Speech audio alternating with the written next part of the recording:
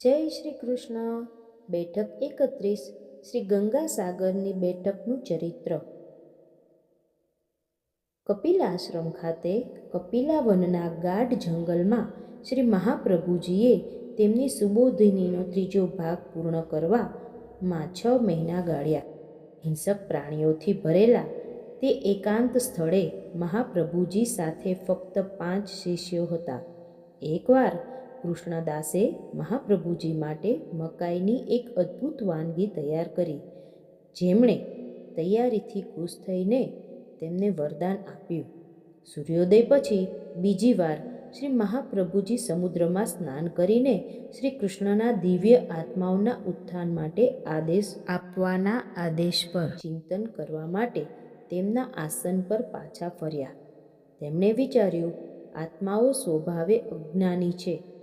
ફક્ત ભગવાન સાથે જોડાણ કરીને જ તેમનું અજ્ઞાન દૂર થઈ શકે છે.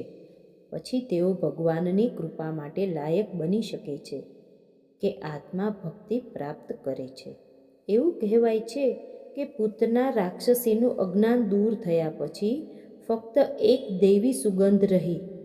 શ્રી કૃષ્ણ શરીર, ઇન્દ્રિયો, આંતરિક સાક્ષી, શ્વાસ અને આપણા સાચા સ્વરૂપની વિસ્મૃતિ સાથે જોડાયેલ અજ્ઞાન દૂર કરે છે. જ્યારે આ 5 પ્રકારના અજ્ઞાન દૂર થાય છે ત્યારે પરમાત્મા સાથે જોડાણ પ્રાપ્ત થાય છે. ભગવાન કૃષ્ણના ચરણ કમળનો આશરો લઈને આ બધું સાકાર કરી શકાય છે.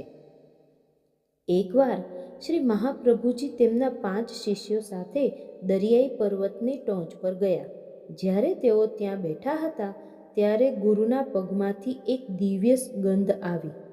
તે દિવ્ય સુગંધના સંપર્કમાં આવેલા સાપ અને અન્ય અજ્ઞાની જીવોએ તેમના શરીર છોડી દીધા અને તેમના શરીરમાંથી કસ્તુરીની સુગંધ નીકળી.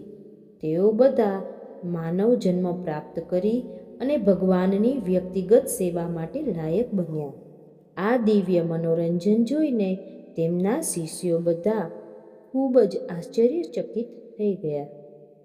ઇતિ શ્રી ગંગાસાગરની બેઠકનું ચરિત્ર સમાપ્ત. ધન્યવાદ.